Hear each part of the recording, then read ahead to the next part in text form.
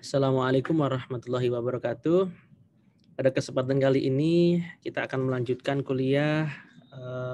Hari ini kita akan membahas topik terkait persiapan tindakan, khususnya untuk tindakan kuretase, kemudian vakum ekstraksi, dan seksio sesarea.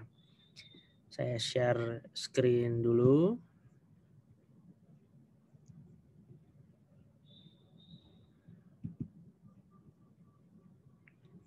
Oke.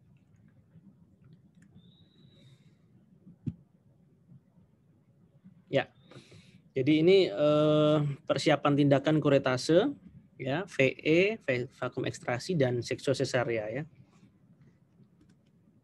Nah, kita harus tahu dulu nih, kuretase itu apa? Ya, kuretase itu adalah sebuah tindakan untuk mengeluarkan jaringan dalam rahim. Ya, jadi contohnya gambar yang ada di sini ya. Ini ada tangan operator nih memegang namanya sendok kuret. Itu ngambil jaringan yang ada di dalam rahim. Ya, jaringan apa? Ya, jaringan ya bisa aja misalnya katakanlah produk kehamilan yang tidak berkembang atau kemudian jaringan sampel begitu ya, itu bisa dilakukan dengan kuretase. Nah, sebenarnya penggolongannya kuretase ini ada kuretase klasik ya, yang artinya menggunakan sendok kuret ya. Ada berbagai macam ukuran sendok kuret, ada yang kecil, besar, ada yang tajam, ada yang tumpul begitu ya. Tapi juga ada pendekatan kuretase suction ya. Jadi ada alat khusus seperti suction begitu, apalagi bisa dihubungkan ke mesin suction atau manual. Ada yang alat namanya manual suction ya. Jadi untuk melakukan kuretase ya, untuk membantu itu. Jadi tidak menggunakan sendok kuret logam. Jadi menggunakan alat khusus ya. Nah, menurut sifatnya ini dibedakan menjadi kuretase elektif dan kuretase emergensi. Ya, kalau elektif tentu bisa terencana ya. Ya, tidak harus emergensi ya. Tentunya seperti itu. Kalau emergensi ya begitu didiagnosis kemudian langsung dilakukan kuretase. Nah, sekarang sedikit ada teka-teki ya. Di sini ada game sedikit nih. Nah, dari sekian banyak ini ya, gambar ini ada abortus iminen, abortus incipient, abortus incomplete, abortus complete, misabortion ya. Mana yang perlu dikuret? Nah, ini dari gambar ini ya. Oke, kalau abortus iminen apakah perlu dikuret? Tidak ya. Kalau abortus iminen itu nama lainnya itu kayak threatened abortion atau terancam keguguran. Ada gejala-gejala awal terjadi keguguran. Tapi denyut jantung janin masih baik, kondisi janin masih bisa dipertahankan begitu ya. Tentu malah kita melakukan kesalahan kalau kita melakukan kuret pada diagnosis abortus iminen ya. Nah, pada abortus incipient bisa dikuret. Nah, kalau pada abortus incipient ini artinya keguguran yang sedang berlangsung. Ini biasanya justru apa ya, kalau keguguran sedang berlangsung ini janin biasanya tidak berkembang atau janinnya sudah meninggal di dalam ya, atau unembryonic pregnancy, tidak ada janinnya begitu ya, cuman yang berkembang adalah gestational sac aja. Nah, dan di mana itu dia sedang pasien ini sedang proses pengeluaran ya, itu namanya abortus incipient. Maka disinilah penting terjadi kuret, dan kuretnya sifatnya adalah kuretase emergensi ya, jadi tidak kuret yang elektif. Karena biasanya kalau abortus incipient ini pasien datang dalam kondisi sakit dan perdarahannya pun mengalir deras ya. Maka dari situ kemudian ditetapkan diagnosis abortus incipient, dan untuk mempercepat proses itu supaya tidak terjadi perdarahan yang banyak maka dilakukan kuretase yang sifatnya emergensi. Berikutnya kalau abortus incomplete apakah perlu dikuret? Ya, kalau ini perlu ya. Karena istilahnya abortus incomplete itu adalah dia sudah terjadi abortus, sudah terjadi keguguran, tapi tidak seluruhnya. Ya, artinya masih ada sisa di situ. Artinya disebut abortus incomplete. Nah, sisa ini pengeluarannya ini perlu tindakan kuretase. Nah, berikutnya kalau abortus komplit apakah perlu dikuret?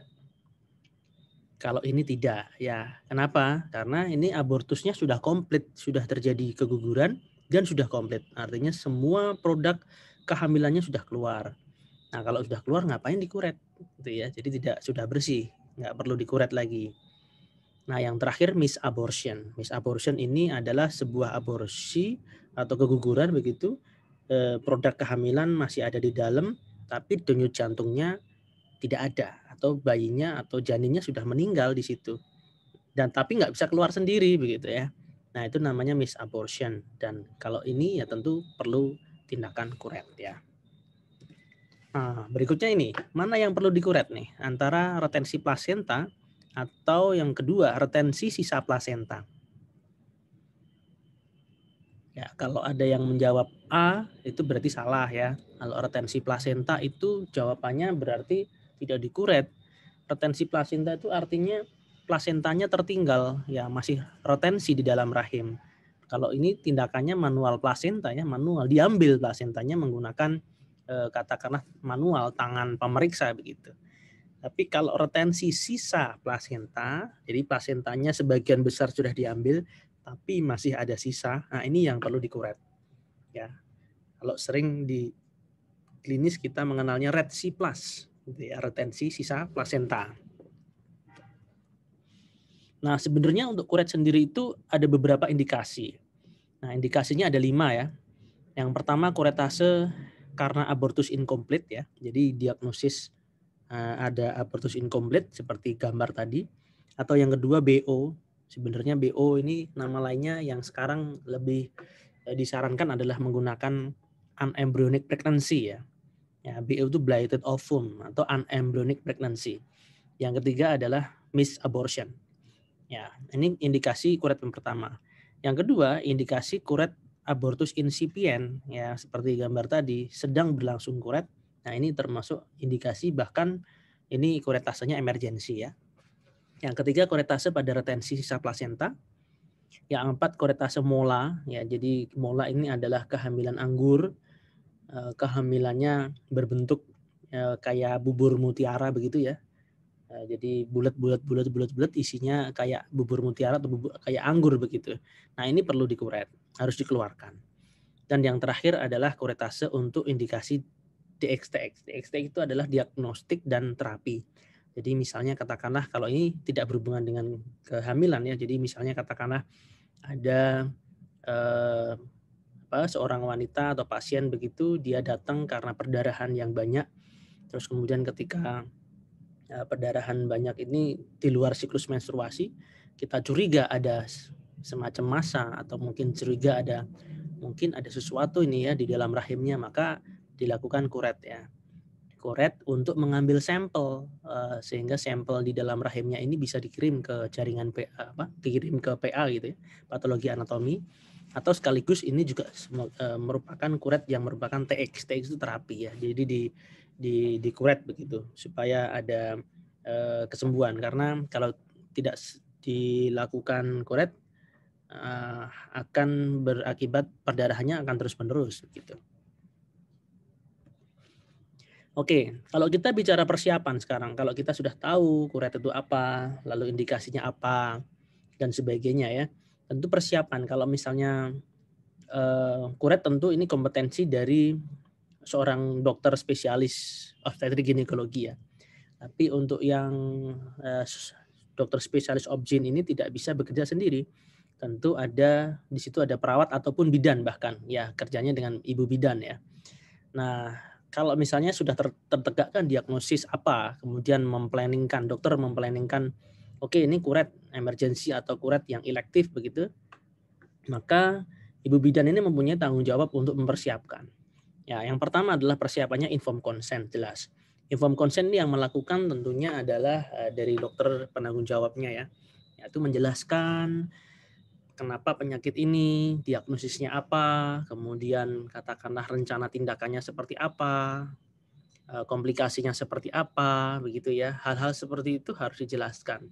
Dan kalau misalnya memang pasien sudah setuju, sudah paham, sudah setuju, maka pasien diminta untuk tanda tangan ya, tanda tangan persetujuan, dan juga dokter juga melakukan tanda tangan juga telah menjelaskan. Yang kedua adalah tentu pasang infus ya. Jadi yang namanya kuret loh, kan kuret itu tindakan ringan, perdarahannya sedikit, kenapa harus dipasang infus? Nah, kadang ada pertanyaan seperti itu. Nah, tapi sebenarnya kuret ini meskipun tindakannya tidak besar ya, kita bilang tindakannya adalah ya sedang lah ya, sekecil sedang gitu ya, kecil sampai sedang. Tapi tetap ada bisa terjadi komplikasi ya, bahwa ada komplikasi kuret di mana katakanlah di dalam rahimnya itu misalnya ada AVM atau arteria vena malformation begitu ya, atau katakanlah kuret pada bekas seksosesarea. Ketika dikuret itu justru maksud hati ingin mengkuret, membersihkan jaringan, tapi bisa jadi karena misalnya ada kelainan di pembuluh darah itu ya, itu mengenai pembuluh darah, maka itu akan terjadi robekan dan malah terjadi perdarahan. Nah, kalau terjadi perdarahan yang nggak berhenti, kemudian dicoba untuk mengatasi perdarahan tersebut juga gagal, maka tentu perlu penanganan pertama perdarahan ya pada saat postkuret. Nah, penanganan pertamanya ya manajemen cairan gitu ya. Jadi memang manajemen cairan, dipasang infus dan sebagainya itu perlu kita siapkan. Maka dari itu jangan memandang enteng ini tindakan kuretase ini. Yang kedua, pasang infusnya jika kuret ini kan ada apa namanya, ada pembiusannya ya. Yang bisa dilakukan adalah pembiusan intravena ya. Kalau intravena otomatis ini akan digunakan oleh dokter spesialis anestesia untuk memasukkan obat-obatan intravena ya. Jadi memang penting untuk dipasang infus. Berikutnya adalah cek darah. Nah, cek darah ini untuk mengetahui persiapan apa namanya HB-nya berapa, kemudian ada infeksi apa tidak sebagai data dasar juga ya. Kemudian clotting time, bleeding time-nya berapa, ya ada permasalahan dalam pembekuan perdarahan apa tidak. Nah, itu bisa diketahui ya. Nah, bahkan kalau misalnya HB-nya ini ternyata sampai rendah, maka otomatis kita akan tahu bahwa pasien ini menderita anemia, sehingga kita bisa persiapkan kantong darah ya, untuk transfusi dan sebagainya, persiapan darah ya untuk transfusi darah. Berikutnya adalah persiapan dilatasi ya. Nah, pada beberapa kuret itu ketika ada diagnosis, contoh misalnya tadi misabortion ya. Misabortion itu tentu kalau kita periksa belum kita periksa dalam, tentu apa namanya ostium uteri externum itu belum membuka begitu. Maka dan belum matang. Kalau misalnya kita paksakan kuret dalam posisi yang serviknya belum ada belum ada persiapan yang cukup, maka kuretnya akan membahayakan, terjadi komplikasi perdarahannya akan lebih tinggi begitu. Sehingga perlu dilakukan dilatasi ya, dilatasi atau istilahnya dipersiapkan ini serviknya supaya matang dan bisa ada pembukaan ya, pembukaan di ostium uterinya ya. Apa namanya, ostium cervicalis ya khususnya ya. Istilahnya ada pembukaan sehingga apa kuretasenya, sindok kuretasenya bisa masuk gitu.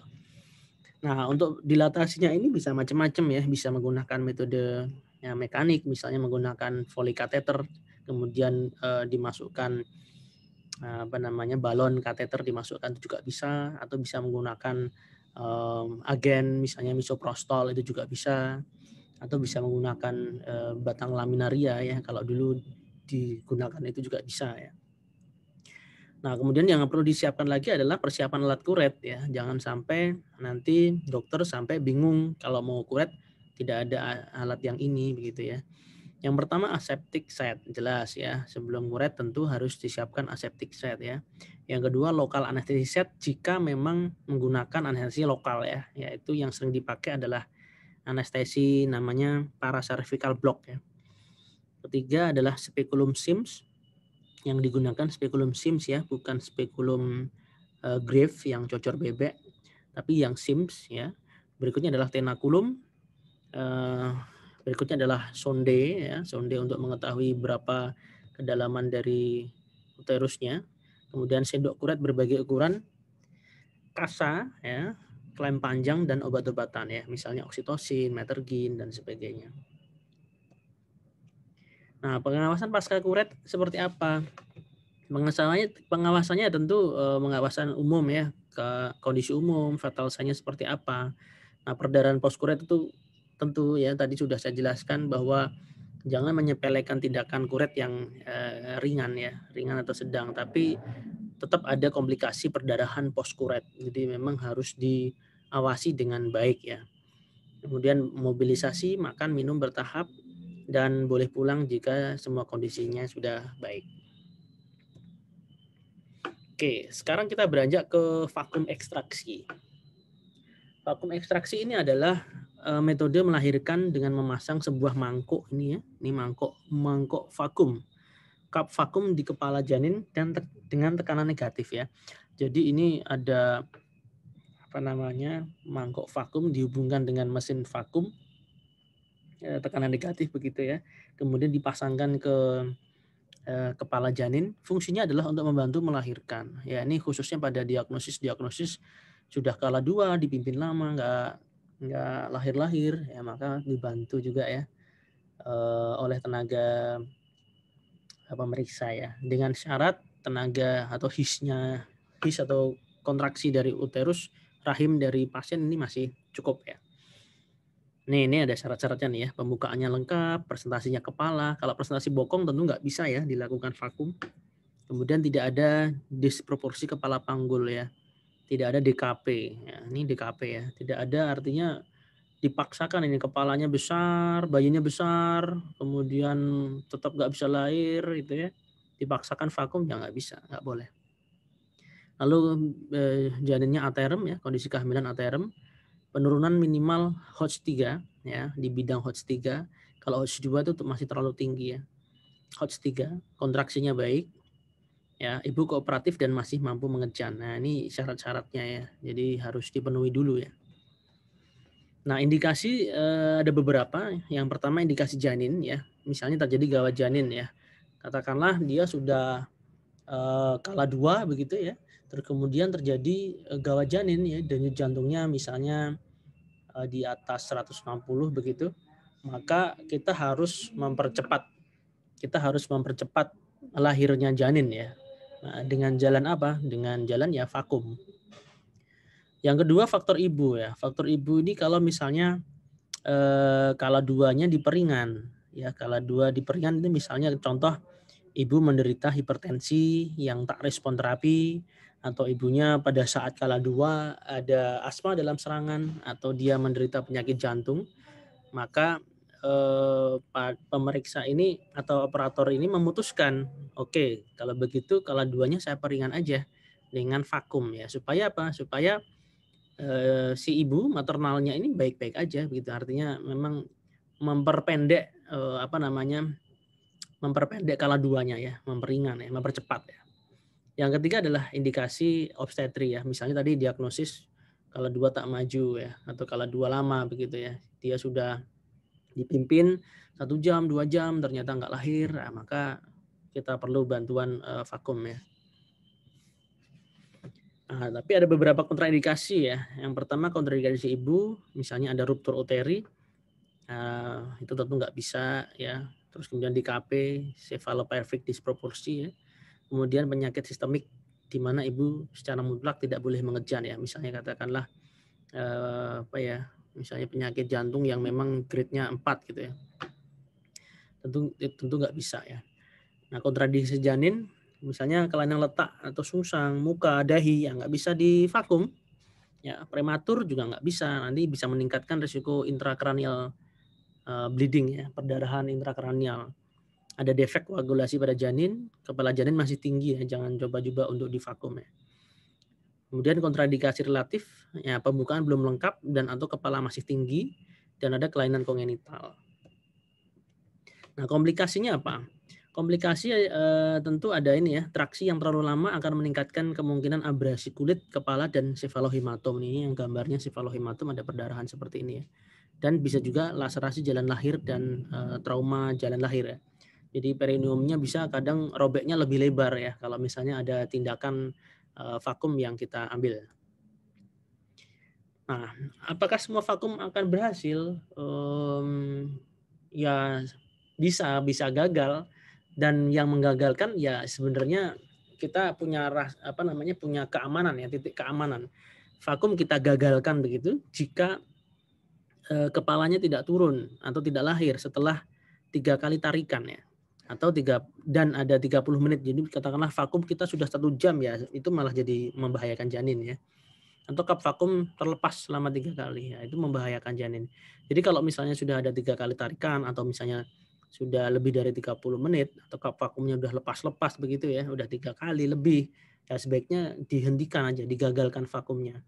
Ya, maka dilakukan seksual cesarea emergency ya. Nah, kegagalan bisa juga terjadi ini, tekanan vakum bocor atau alat tidak berfungsi. Makanya memang sebelum melakukan vakum, kalau bisa memang semuanya dicek alatnya. Nah, ini tugas dari yang menyiapkan alat ya. Ini persiapannya, pastikan memenuhi syarat vakum, tegakkan diagnosis, inform consent, itu pasti ya. Kemudian persiapan tindakan, misalnya alat vakum, manual, vakum elektronik, cup ya, berbagai ukuran ya. Kemudian tetap ada Doppler, oksigen, set meja tindakan, dan set resusitasi bayi ya. Untuk tindakannya, persiapkan episiotomi primer, arah tarikannya seperti apa, kemudian lihat waktu mulai ya.